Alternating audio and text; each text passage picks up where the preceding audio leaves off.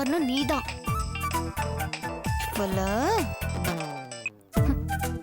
Hello. ஓய், என்ன பண்ணிட்டு இருக்க? என்ன விஷயம்?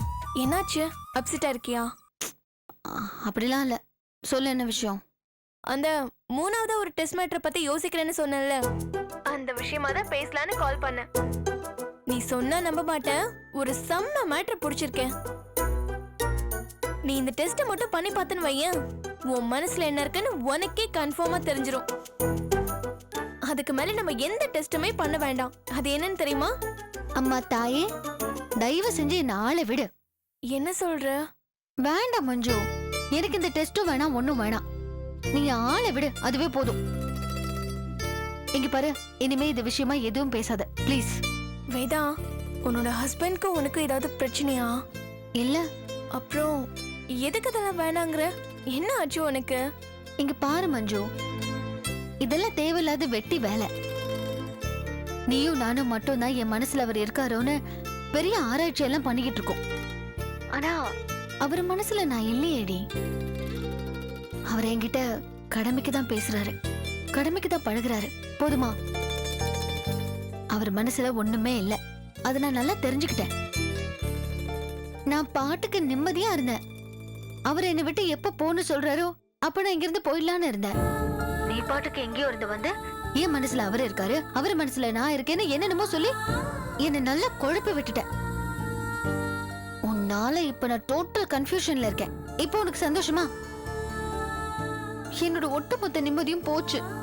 வேதா, நீ இப்ப எதுக்கு இப்படி எல்லாம் பேசிட்டு இருக்க? நீ நல்லா இருக்கணும் தானே நான் இதெல்லாம் பண்ணேன். எங்க பாரு, நான் உன்னை தப்பாலாம் பேசல. ஆனா நாம இதெல்லாம் பண்றதுல ஒரு பிரயோஜனமும் இல்லையே. அவர் மனசுல நான் தான் இல்லையே. வேதா, கடைசியா ஒரே ஒரு தடவை நான் சொல்றத கேளு ப்ளீஸ். மஞ்சு, நான் உன்னை கெஞ்சு கேட்டுக்கிறேன். இந்த மாதிரி சின்ன புள்ளத்தனமாலாம் இனிமே வேண்டாம். லவ்ங்கிறது டெஸ்ட் பண்ணி வர வைக்கிறது இல்ல, அது ஒரு ஃபீல். அத ஃபீல் பண்ணணும். அதை விட்டுட்டு a² + b² ஃபார்முலா போட்டு டெஸ்ட் பண்றதுக்கு பேரு லவ் இல்ல. இந்த பேச்சை இதோட விட்டுரு மஞ்சு. ஓகே, நான் ஒன்னும் உன்னை கம்பல் பண்ணல, போதுமா? சரி, நீ என்ன பண்ணிட்டு இருக்க? தெரியல, ரொம்ப கன்ஃபியூஸ்டா இருக்கேன். நம்ம வேணா கோவிலுக்கு போலாமா? கோவிலுக்கா? நீயும் குழப்பத்துல இருக்க, எனக்கும் நீ பேசினதுல ஒரு மாதிரி சங்கடமா இருக்கு. நம்ம வீட்டு பக்கத்துல ஒரு அம்மன் கோவில் இருக்கும்ல, தெப்பக்குள்ள எல்லாம் இருக்கும்ல, அங்க வந்துடுறியா? நானும் வந்துடுறேன், ஓகேவா? என்னடி, கோவிலுக்கு தானே வர சொன்ன, அதுக்கு கூட நீ எதுக்கு இவ்ளோ யோசிக்கிற? சரி, ஒரு 6 மணிக்கு வந்துடுறேன். ஓகே, நானும் 6 o'clock அங்க இருக்கேன். பாய்.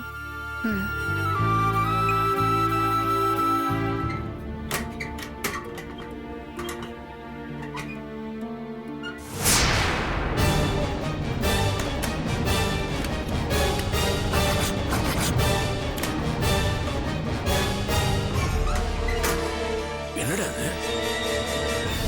5,80,000 ரூபாய் இதுக்குள்ளதான் வைக்க சொன்னேன். உள்ள காணுமே, வேற எங்கேயாவது வச்சுட்டானா?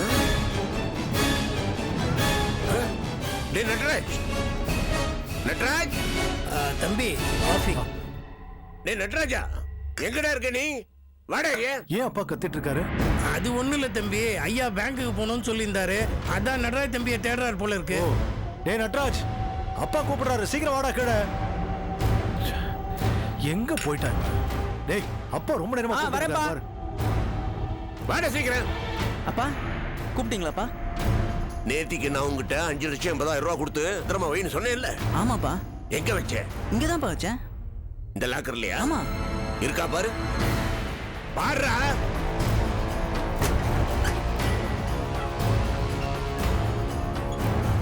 என்னப்பா, இங்கதான்ப்பா வச்சேன், எங்கப்பா போச்சு? என்ன கேக்குற நீ? ஒன்ன பத்திரமா வைக்க சொன்னா என்னைய கேட்டுட்டு இருக்க? பொறுப்பு இல்லாத ராஸ்கல். டேய் சுந்தர், சுந்தர், டேய் சுந்தர். அப்பா, மாமா ஏன் இப்போ திடீர்னு சத்தம் போடுறாரு? என் ரூம் லாக்கர்ல இருந்து ஏதாவது பணம் எடுத்தியா? எடுத்தியாடா? நான் ஏன்பா எடுக்க போறேன்? எதுவா இருந்தாலும் உங்ககிட்ட தானப்பா கேட்க போறேன்.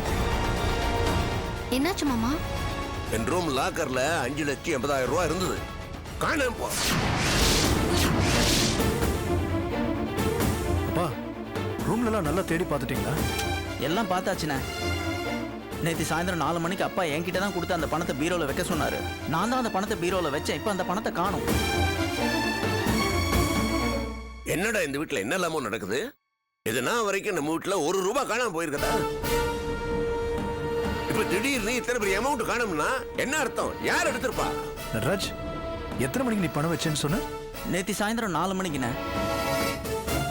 4 மணிக்கா? அந்த டைமுக்கு தானே அத்தை வீட்டுக்கு வந்துட்டு போனாங்க. நம்ம வீட்டு பக்கத்துல இருக்கிற சேட்டு கிட்ட 5 வட்டிக்கு பணம் வாங்கியிருக்காங்க. மாசம் மாசம் வட்டி பணம் கட்டாததுனால அமௌண்ட் அதிகமாயிடுச்சுங்க. அதை எப்போ கட்டுவீங்கன்னு சொல்லி ஆளுங்களை கூட்டிட்டு வந்து சேட்டு மிரட்டிட்டு போயிருக்கான். அதான் என்ன பண்றதுன்னு தெரியாம முழிச்சிட்டு அம்மா இங்க வந்திருக்காங்க. எவ்வளவு பணம் கட்டணுமா? ஒரு 5 லட்சம் தேவைப்படும்னு சொல்றாங்க. ஒருவேளை கல்பனா தான் இந்த காரியத்தை பண்ணிருப்பாளோ? இருக்கலாம். இந்த வீட்டுல கேஷை ஹேண்டில் பண்றது நாம 3 பேர் தான். இதை நமக்கு தெரியாம யார் எடுத்துருப்பான்னு கண்டுபிடிச்சாங்கடா. இது இப்படியே விட்டுற கூடாது. போலீஸ் போன் பண்றா. போன் பண்ணு. தேவையில்லப்பா. ஏண்டா ஏன் இவனை தடுக்கிற? போலீஸ்க்கெல்லாம் போக அவசியமே இல்லப்பா. பணத்தை யார் எடுத்திருக்காங்கன்னு எனக்கு தெரியும்.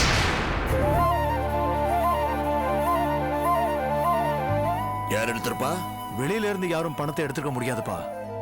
வீட்டுக்குள்ளேயே இருக்கிறவங்க தான் பணத்தை எடுத்திருக்கணும். நீங்க யார சொல்றீங்க? கல்பனா. கல்பனாவா?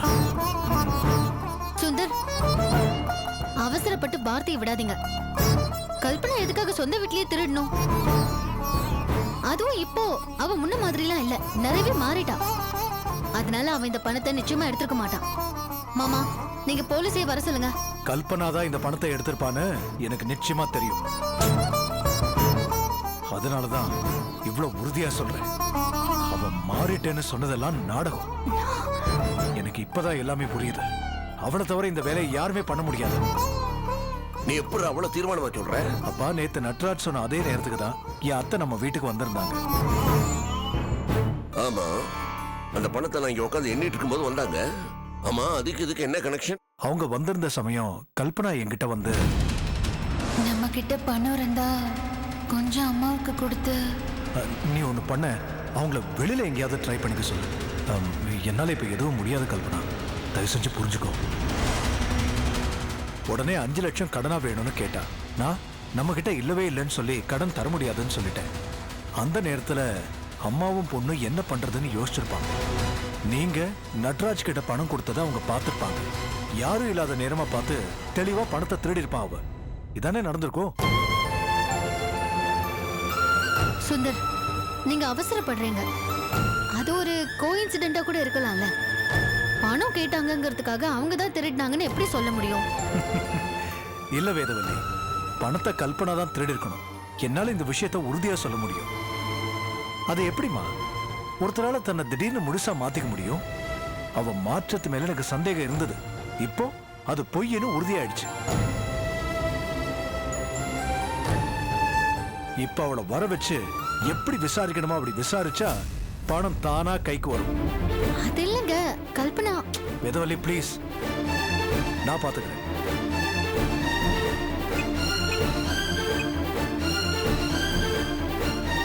எங்க இருக்க நீ? கீழே இறங்கி வா. கீழே இறங்கி வான்னு சொல்றேன்ல.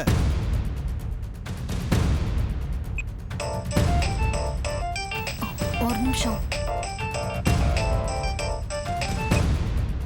ஹலோ மேதாஜி, இன்னி மதியம் சாப்பிட்டு வீட்டுக்கு வர மாட்டேன். அச்சம் என்பது மனமேடா 10க்கு போறேன்னு. ஷோ, ஏங்க நீங்க தயவு செஞ்சு வீட்டுக்கு வாங்க. ஒரு முக்கியமான விஷயம். வீட்ல ஒரு பெரிய பிரச்சனையே நடந்துட்டு இருக்கு. என்னாச்சு?